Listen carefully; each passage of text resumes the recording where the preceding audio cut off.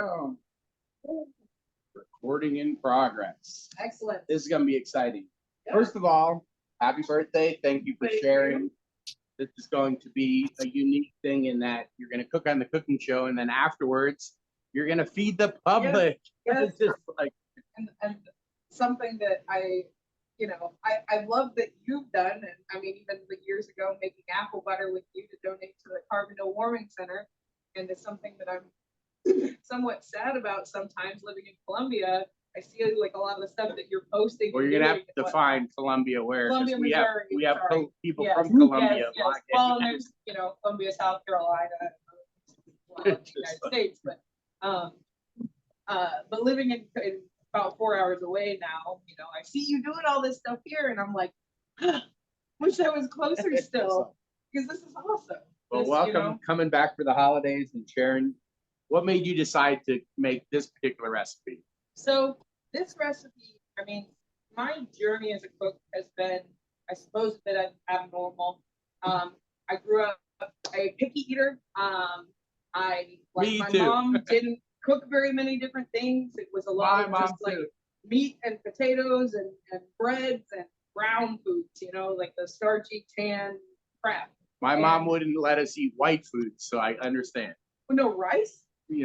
Brown rice, but not white rice. Okay. White sugar, white bread. But so growing up that way, my taste buds changed when I was 17, 18, and I realized all vegetables are amazing. And, really from then through my early 20s, sort of coming to the realization that, like, I like just about everything. There's very little food at this point that I don't find some use for or enjoy in some way. But so one of the things that I did, because, a lot of my early 20s was fumbling around and figuring things out with cooking.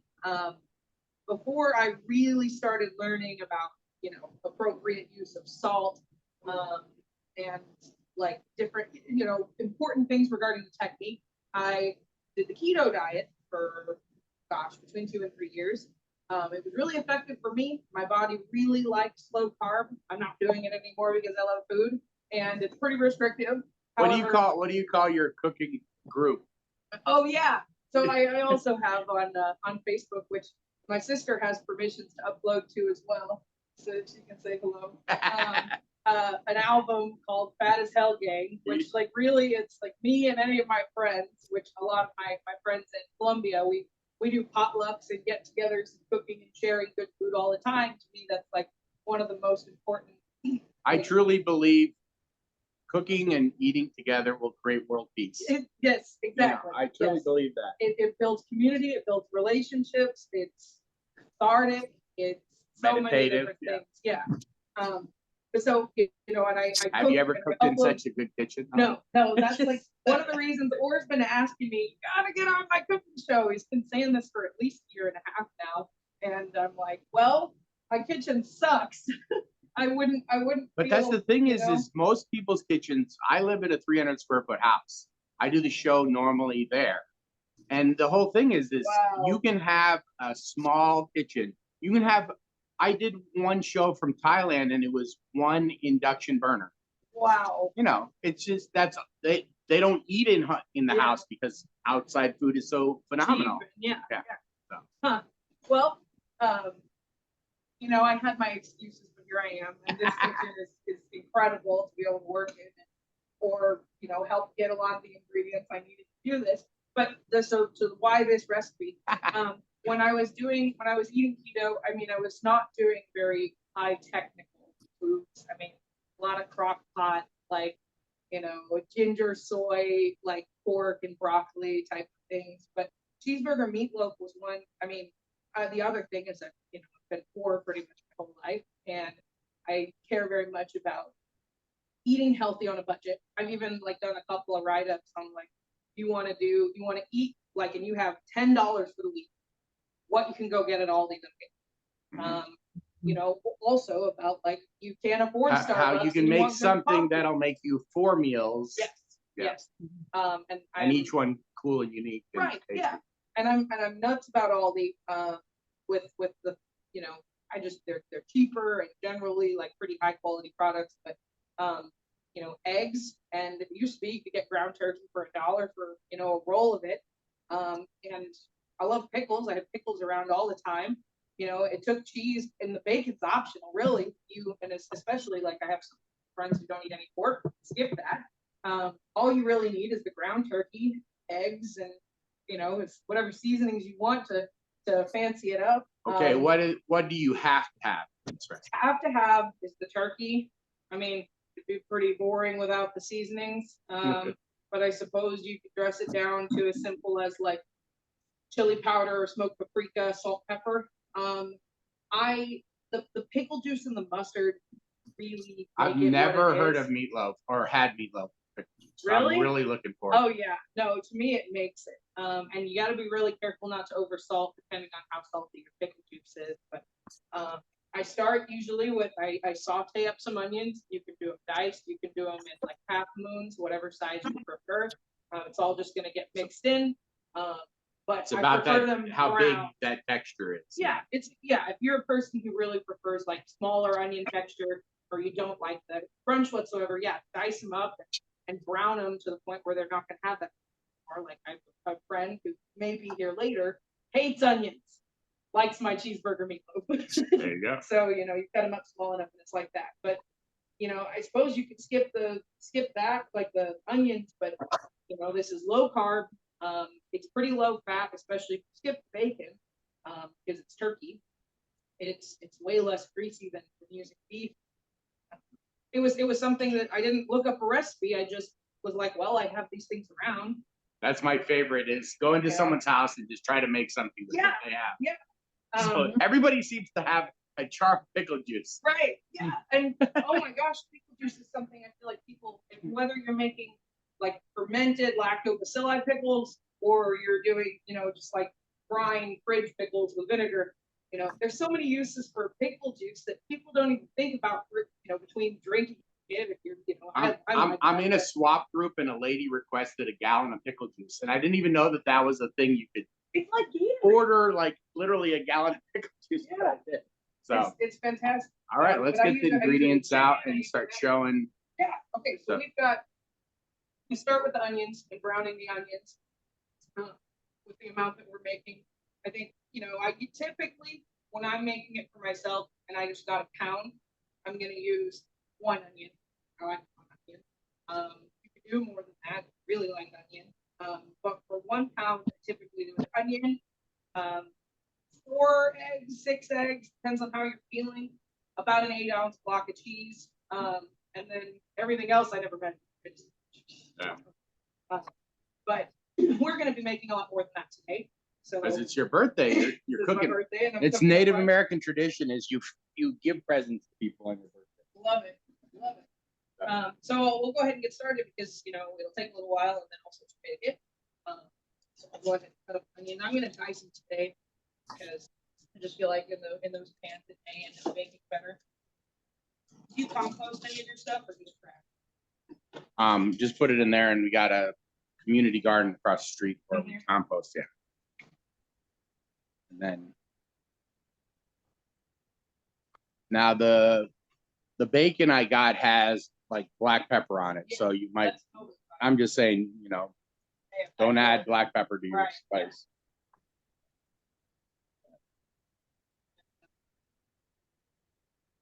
Oh, hey, should we turn on an oven? The helps and hands of others around me. So, okay, here, let me grab. I didn't hear what you said, Suzanne.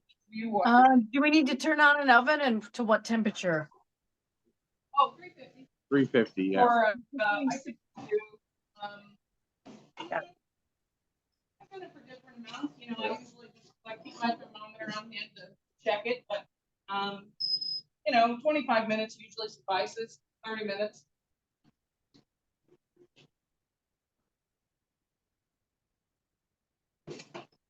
Oh, the sink on the further panel, down all the way in the corner.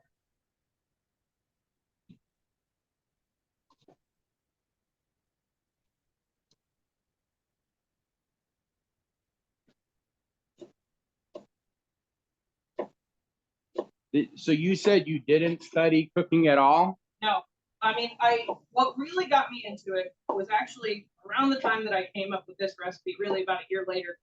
My mom was listening to the radio. She's sitting right over here. She loves to tell this story because she doesn't cook really, but me and my sister now, we cook all the time.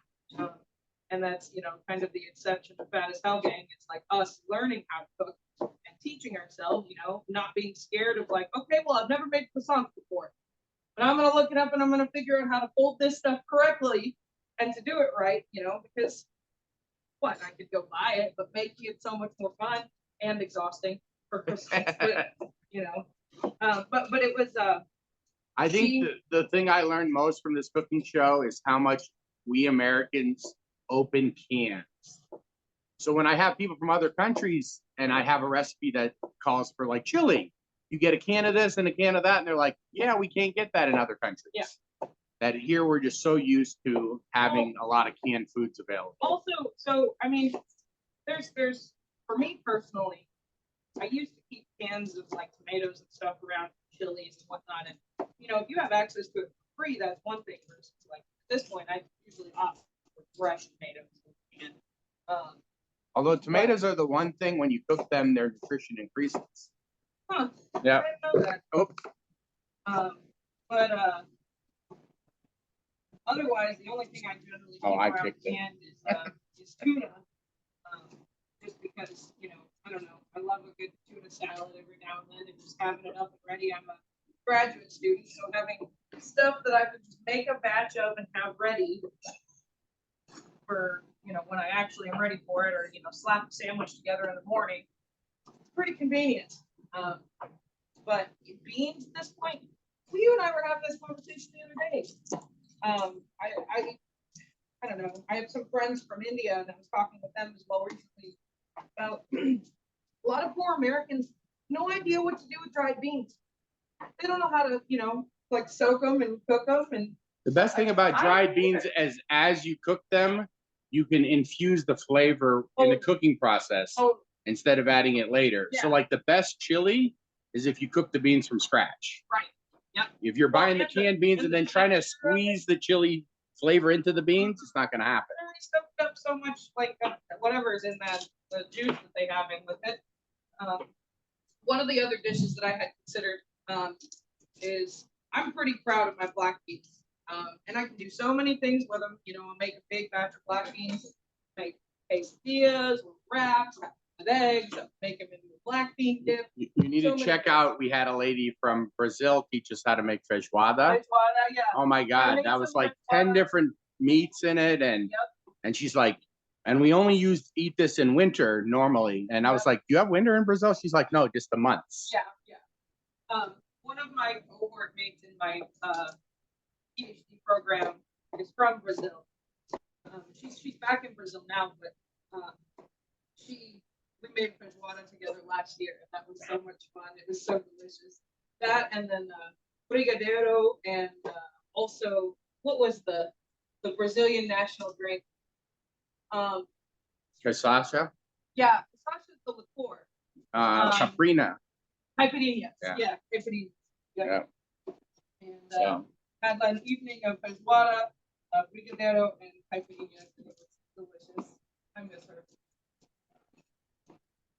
But yeah, so the black beans, the way that I like to do them is, soaking them overnight. I make and I keep it in a jar in my fridge just to have it on hand. Try to use it within a week or two, but it just depends. I keep a ton of dried peppers at my house, and I'll make up a batch of just like 6 or 7 different kinds of dried peppers, between añejo, chipotle, guajillo, all these different things, and then I blend it into a paste. I'll cook up, cut up a bunch of onions, and then sometimes tomatoes, sometimes not. But a good chicken stock, and then mixed with this like chili paste of a bunch of different kinds of dried peppers. We had a lady from Tunisia come on and teach us how to make harissa, which is basically a pepper paste. It's like the olive oil is right behind, or that works. Otherwise, there's a 5-gallon thing. If you want to try that, but right behind where you just were, there's olive oil. Just twist it and turn it. And then if you keep turning it, it turns it down. Yeah. It'll, Oh, shoot. Usually I've got space. yeah, I have lots at home. That's all right. We'll miss the garlic. If you look over there, there's definitely garlic powder. Yeah. Okay. But- Well, we'll And start I've gotten to the habit now of only buying roasted garlic powder, with this. you know. Because I found roasted garlic powder, it's more intense flavor. I'll have or Hannah, whoever, if you don't mind, start dicing the bacon. What are we making? You want that? We're making a turkey meatloaf Okay, thanks. with lots of fun stuff in it. Usually I actually do bacon just because I feel like it's easier. Okay, there is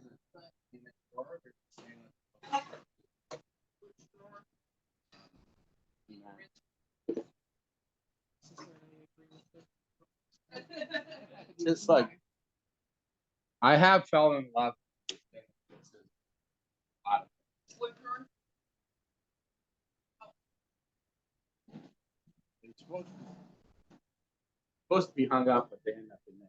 I'll find it.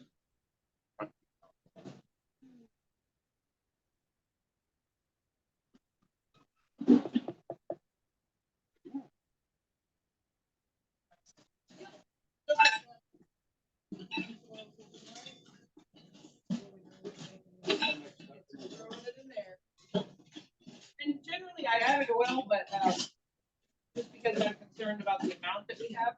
But usually the bacon fat is what the onion cooks in, so you don't really even need Do you cook the bacon fat and the onions at the same time? Yep. Yep.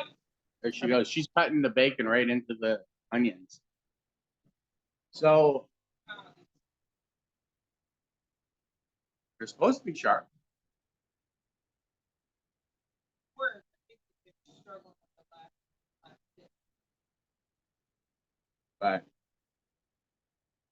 yeah, I mean, before I learned like knife technique, because I always had a little kitchen, I would cut things directly into the pot. Really? And Like so with your like hand? I make frittata, the stuff that cooks the longest, I cook right in the pot as it's, and then I just layer it, the things that take less and less, and you're just chopping right in the pot. Yeah. Yeah. And so I think the best thing I ever did was actually get a book on how to do knife techniques. Oh yeah, I forgot we got a commercial kitchen. Let me turn on. Here, you want to go ahead and come right in here for me? See? Knife works better. I agree. That's the fun thing about cooking is there's all kinds of techniques. Well, and some of the time I do this because I'm trying to avoid dirtying my cutting board, but these cutting boards are dirty, so it's not a big deal. You can do it both ways. I will adopt your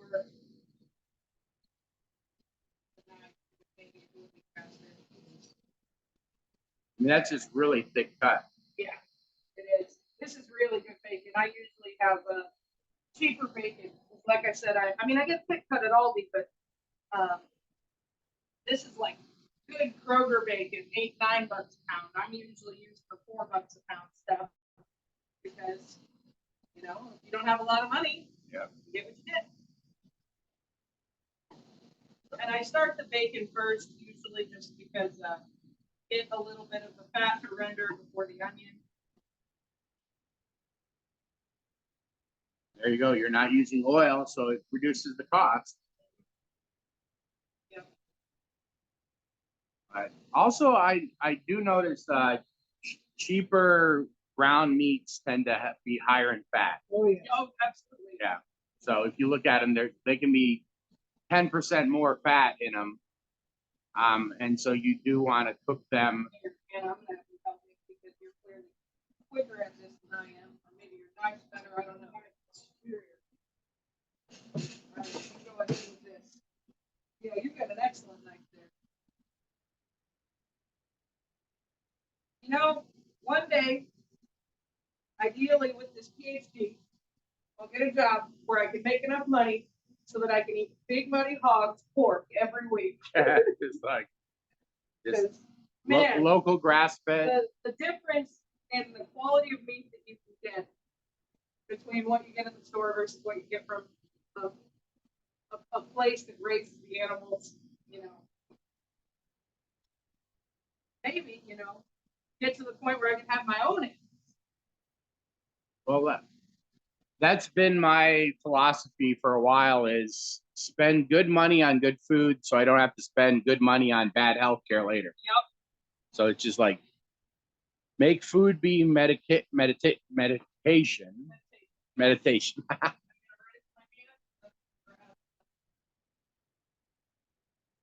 Oh, you could glove up too, then you don't have to rinse each time. That's one trick. Yeah, I think that Doug handled the wrong meat. Yeah.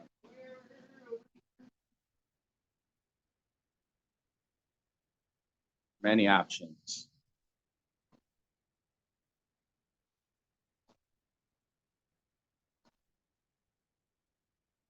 When I do this, I wonder what just for California myself, garlic powder is. I know. I got that in my commercial food supplier, and I don't know.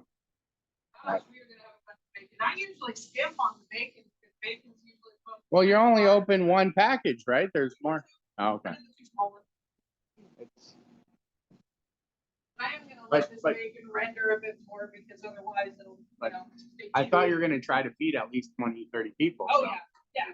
But I'm saying, just cooking this amount of bacon, I'm like, whoa. We Because do. usually I only use about 4 pieces when I Yeah. make this myself. So,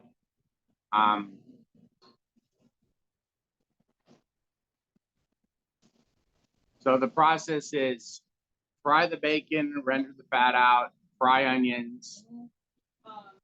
We can go ahead and start, if you want to, dumping the turkey meat in there.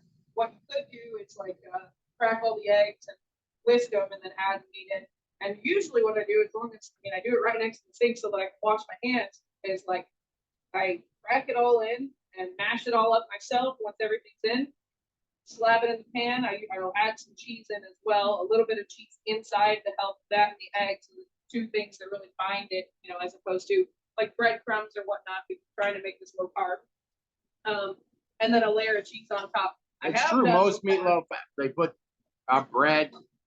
Yeah, a lot of meatloaves do use breadcrumbs, but this is, was intended to be low carb and something, a recipe I came up with when I was doing low carb. Then we'll get all the, the mustard, pickle juice, and whatnot. I want to grab that. Now, do you whip the eggs separately, or do you? Sometimes I don't even whip the eggs when I'm Put 'em feeling in real there and lazy. Yep. And then I guess if you don't like the texture, you can put some gloves on. Yeah, which I'm not by it. Here's the The audio is really bad. I hardly can hear anything. And you. Oh, we also, we have chicken. Which one that in? Let's do 2 pounds. I think 2 is reasonable. We made a small batch now and a big batch. Yep. Well, this is, I think, all other than the last time we ground chicken. Oh, this is vegetarian fed diet. Vegetarian meal. Yeah. Non-vegetarians. I'll go ahead and start cracking the eggs in. Oh, I like this literally says the temperature. Cooked early 165. Yeah. So it even says. Oh, I think it's got one that's still frozen. Oh, that's not good. Took it out like 3 days ago. It's like Your these fridge other is ones. a powerhouse, huh? Well, these other ones are thought that one particular one.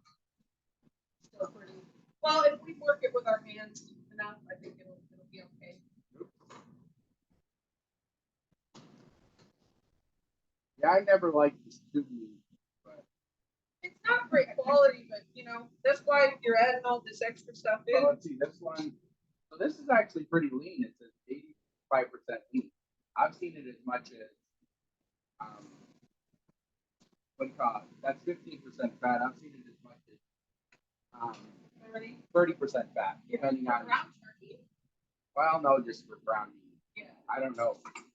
Yeah, weren't you raised vegetarian? Yeah. And I rarely see this. This is ground chicken. That is something that I've made a priority because I was vegetarian for about 5 years when I was younger, and then I did keto. I've done raw vegan. I mean, this just one's to still experiment. That's fine. But I'd like to have a purview of recipes that I can do for different friends I may have in my house. One of my favorite dishes I make is vegan. I guess it's called napa. It's or West African peanut stew. Oh, Awesome. One of my favorites. that is really good. Turn the flame on a little bit. So, yeah, notice that the flame is opposite of like a home stove. Like Oh, what yeah. you think of.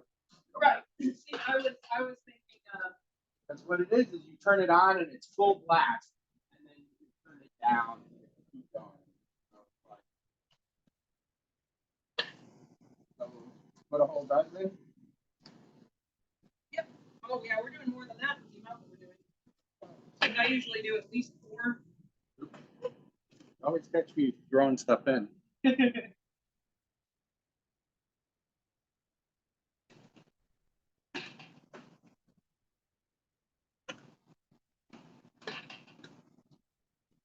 Oh, these are some interesting colored yolks.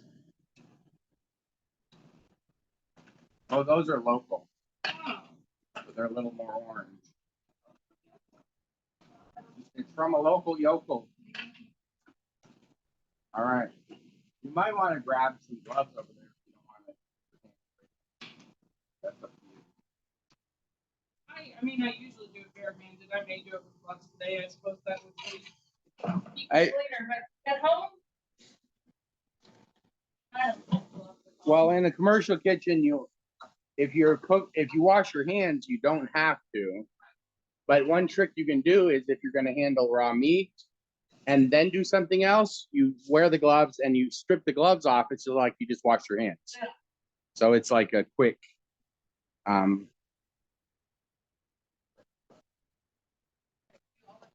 With that, I will go ahead and start adding in. That's sufficient.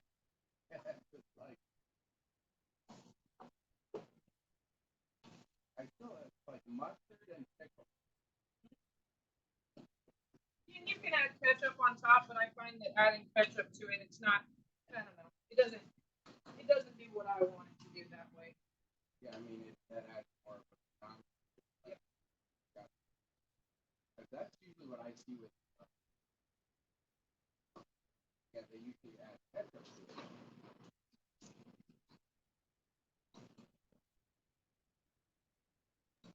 And it looks gloopy right now, but one of the reasons I may get in there with my hands in a minute Okay. because it'll help it So find there's also a few all these chunks. Yeah.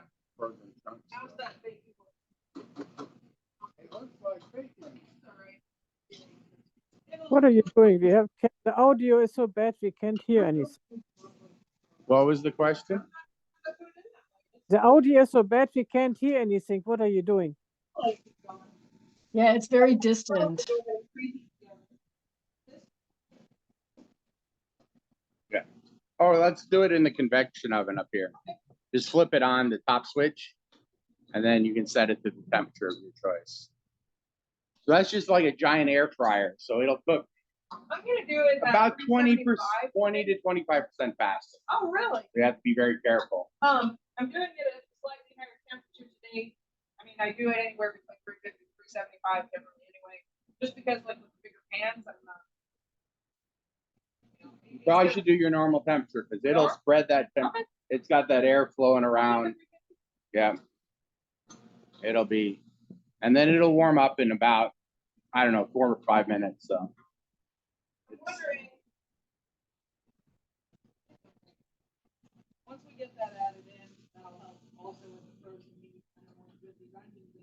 We should have done, I should have done it on the flat top. You have a cheese grater?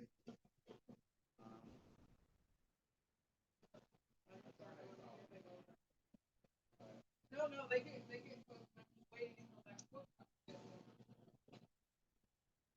Now, you had said you never buy grated cheese. I never do. I mean, I'll use it if it's on hand, but I add also, I don't know if I have that in the recipe list. I add a little bit of cumin. Growing up, when we had burgers, for whatever reason, what my mom did a lot of the time was chili powder and cumin. And I love it in a burger. It's to me, it does taste a little bit more like tacos, the more cumin you add, at least like American tacos. But just a little bit. I don't go too crazy with it otherwise. It does taste more like tacos.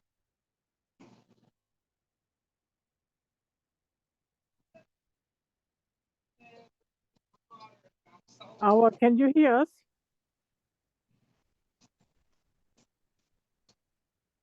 Oh, I can't.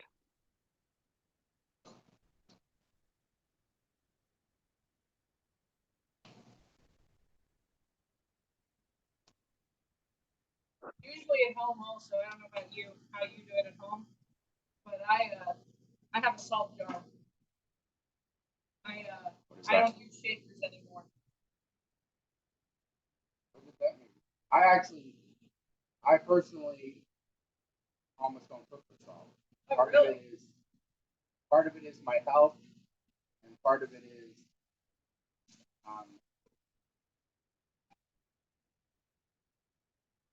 a lot of stuff has so much salt in it. Yeah. Unless you're cooking raw ingredients.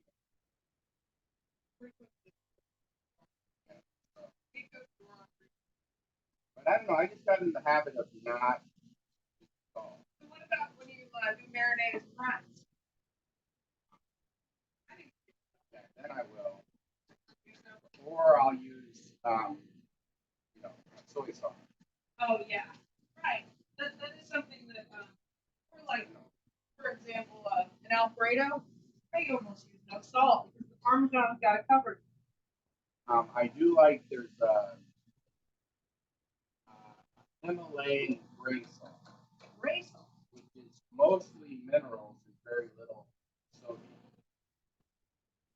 So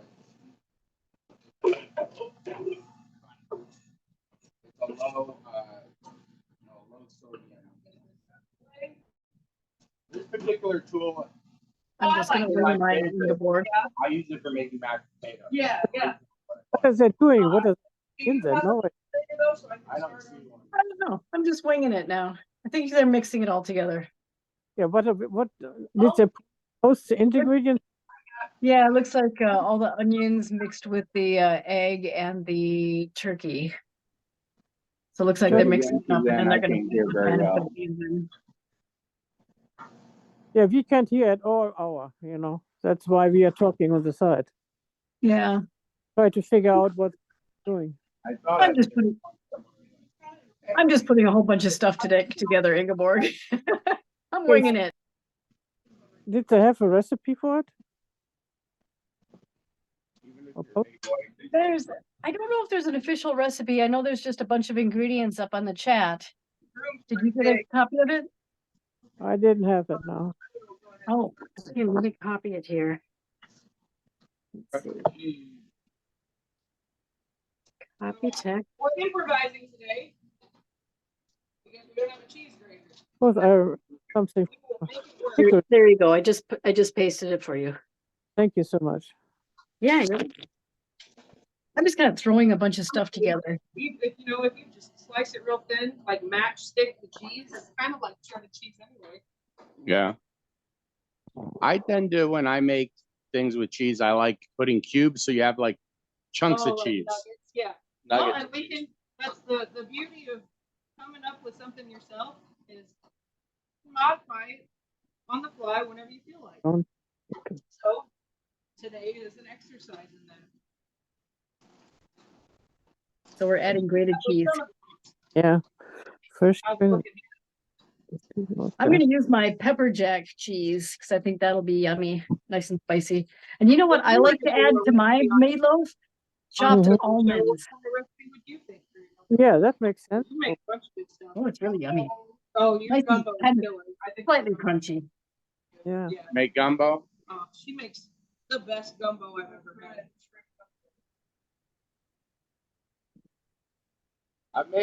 I've made turkey gumbo on the show when I was visiting New Orleans, but I haven't.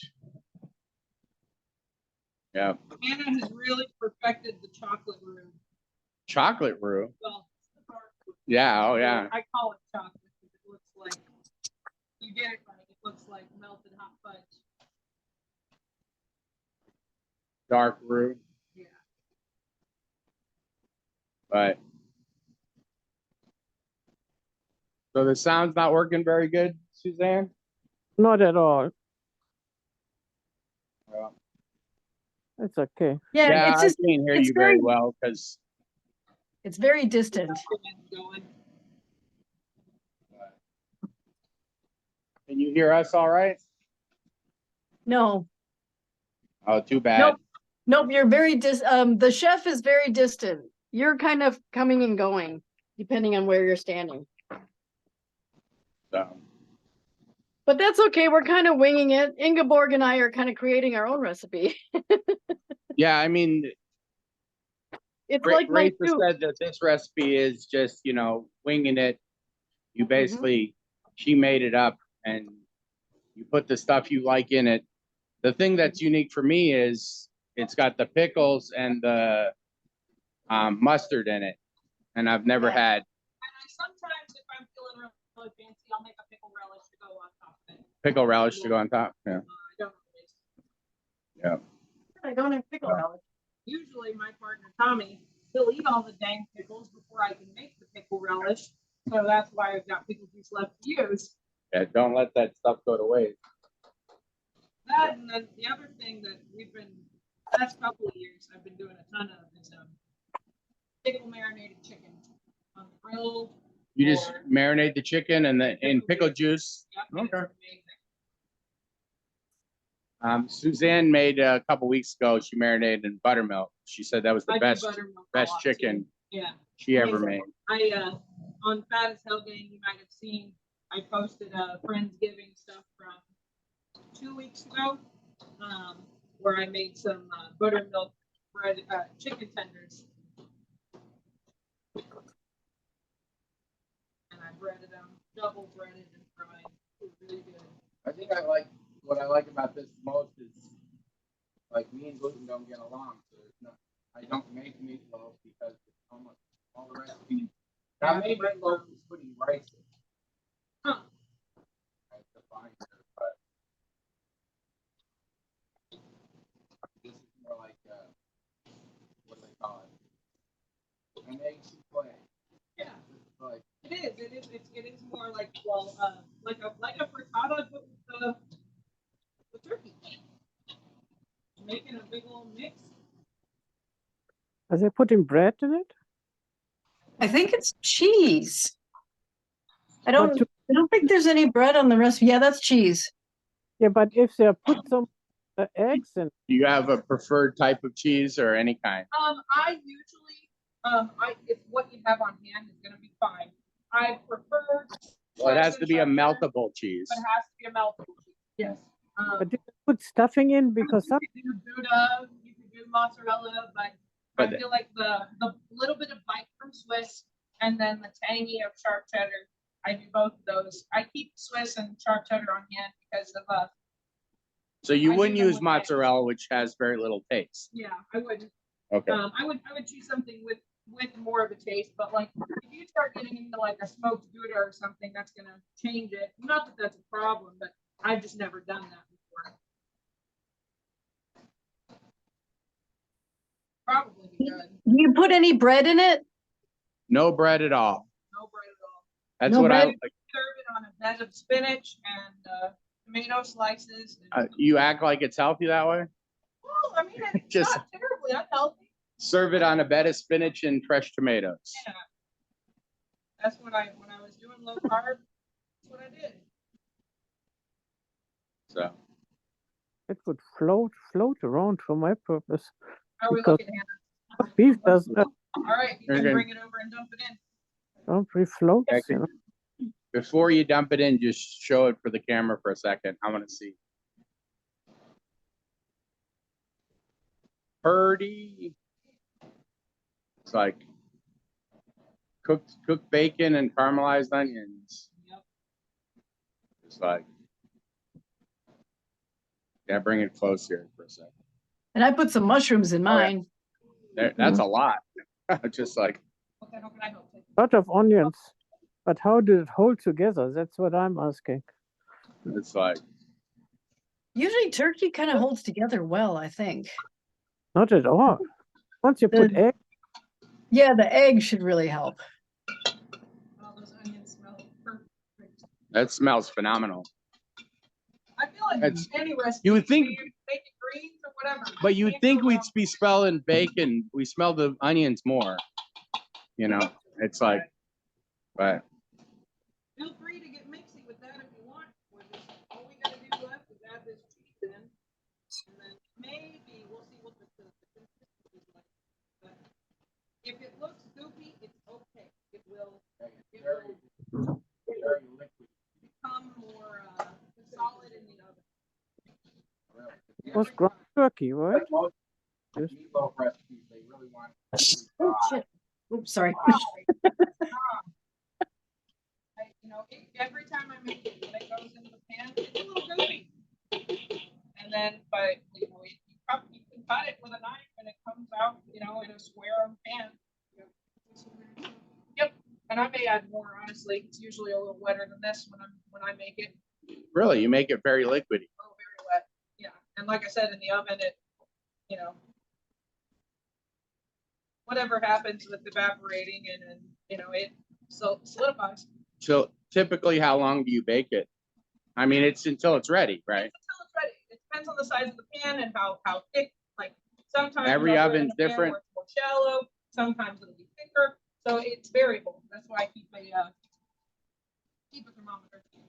Now, I assume you were gonna cut up some pickles and put it in there too. You're just doing the juice. No, that's why I do the relish because I cooked pickles.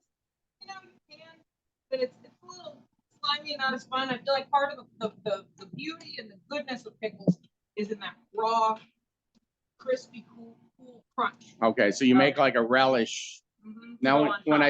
you say Where a it's like relish, each one are you just flavor of chopping the different- pickles and that's it? Yeah, I just chop them all small and maybe add a little bit of I don't know, relish is called for sugar or different little things to add in with it. But Caraway seeds. yeah, caraway seeds Ooh. is great. Oh God, I make a caraway seed and I make infused vinegars and I do chicken in caraway seed and this like onion blossom vinegar and Do you need to oil the pan? I don't. There's Okay. usually enough bacon fat and like enough fat in here that it's fine. Okay. When I don't do bacon, when I'm just doing the turkey, I usually do. But also the liquid, it's good enough. Okay, I should. This is not happening as fast as I would like, but it's okay. We'll get through it. And I'll probably just do the one. You know what? Actually, hey, let's leave these. Put it on top. Put it on top. Yep, and then I will add in a little bit more. I'm gonna add in some cheddar in there though. There's the pans.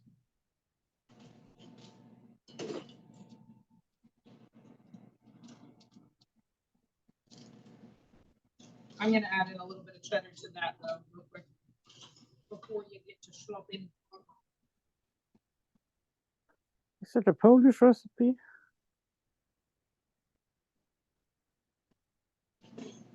I'm not sure. I think I used a pound of the ground turkey. Oh, Yeah, okay. you said typical one, you just do like a pound and an onion? Yeah.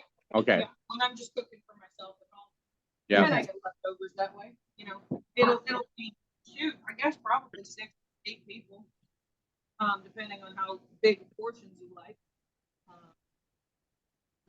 Maybe only 4 people if I'm feeling, the way that I eat now, fat as hell gang. When I was on low carb, I ate pretty small portions, and I have quite a bit of leftovers.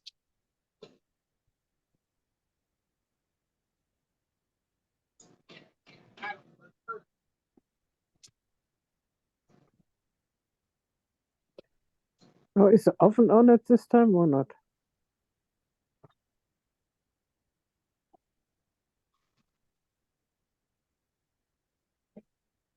Why is this Community Why- bowl. so much? Honestly, It looks terrible. Yeah. Like ugly delicious. Yep. Just like. And I don't know, every time I make this, sometimes I get like, I can't taste it. It's a little raw. I don't know if I use too much mustard or pickle juice or not enough or I need to add anything else. I am gonna do a little bit more pickle juice. Don't you ever taste it up front? I mean, I don't. Too much mustard. This is the other thing I'll say about this Well, recipe. I mean, cheap yellow mustard, I kind of agree. Well, so my friend, I said, who doesn't like onions but likes this. Same deal with my mom. First time I made this recipe, she's the kind of person that if you tell her there's something in it that she knows that she doesn't like, she'll decide she doesn't like it before she's even tried. First time I made this and I had her have some, I told her, you're gonna like it, and I'm curious to see what you think. And I did not tell her there's mustard in it. She loved it, and then I told her there's yellow mustard in it. She still likes it. That's I suppose an exercise in consent, but she's happy with it. I mean, I've always wanted to go to this restaurant where they make the food look like other food. Because I feel like we do have a lot of preconceived notions about food. Yeah. We expect certain things to taste like certain things, and when they don't, it either bothers us or we're surprised. One of the two, right? Yeah. So I don't know. I ate way too much cheap yellow mustard, and there was a period I didn't like it at all. Yeah. And now I don't use it as a condiment, but I definitely use it in. I use it in salad dressing. I'll use it as a marinade. I use it. Right. Yep. Oh, don't get me wrong. If I'm gonna make a condiment or on a sandwich, I prefer Dijon or stone ground mustard over yellow mustard. But for this, the tangy vinegarness of it with the pickle is you're going for more of that maybe quintessential cheeseburger taste, which I feel like yellow mustard covers. But okay, we can start putting it in the pan. I'm just cutting this cheese to layer on top.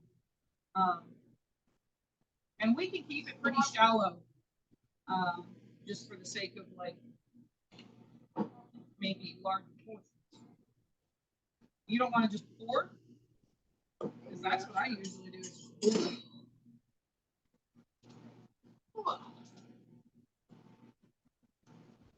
That looks horrible. I'm just it's just like mustard flavored eggs. Just like. Yep. Probably not gonna be able to get One. Can you move that?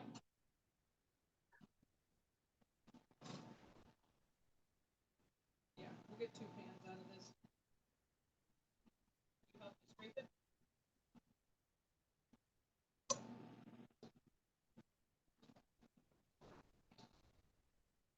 And if you Every time I make just I mean, there's a lot of recipes that if people actually saw how something was made, but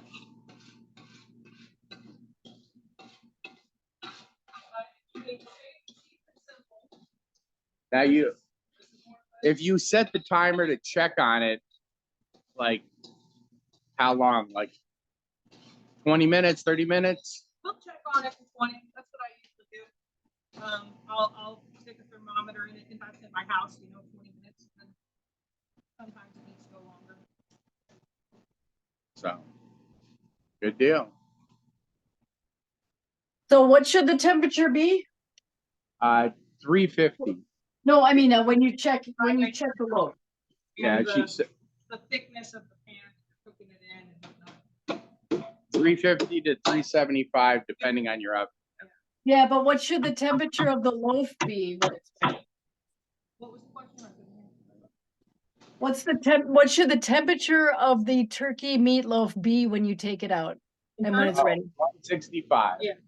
165? That's the default for all meats now. Okay. Oh, really? Yeah. Even beef? Yeah, it matters. I mean, if you just want to be lazy about it. But here's the thing, with the thicker the meat, you want to stop it cooking before that, so it reaches that. Because what'll happen is if you wait till 165 with a thick cut, it'll end up being 200 and be overcooked. Yeah. So, it's a fine balance there. But if you're cooking, especially mixed stuff, it's all right if it gets up to 200. Cook it up to 165. So, all right, let's Layer some cheese on it. put some cheese on it now, or cook it a little bit and then put it. Let's cook it a little bit. Okay. I've done it both ways. Yeah, that one you pull real hard. Yep.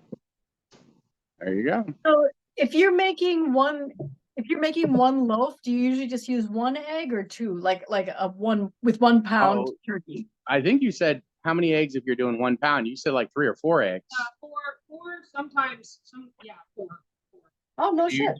4. Yeah, 3 or 4. If I'm doing 2, which sometimes I do, I just do 6. I feel like Okay. 6 for 2 pounds, because that's your binder, so you need plenty of eggs.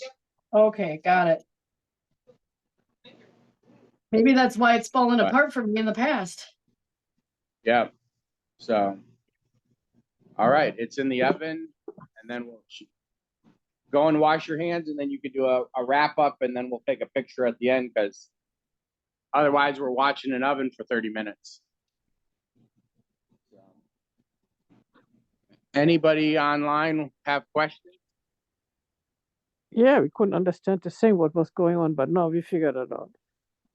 Oh, so you want to do a wrap up, like how you serve it, or anything? Yeah, I'll get a picture of that. I don't think we have fresh spinach. Right. So, just I have pictures. Actually, what I can do also is I've taken pictures of other times that I've made it. I can share that. any final words? Oh, I hope. You usually don't make this much. No, I don't usually make this much. It's your birthday. It's kind of the space to work in. I know you guys couldn't hear her very well because of the space we're in for majority of it, but I hope. I guess if nothing else, that you had a good time hanging out with us this Sunday afternoon. All right. Yeah.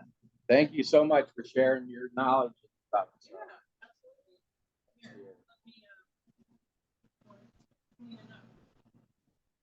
let me, Meatloaf.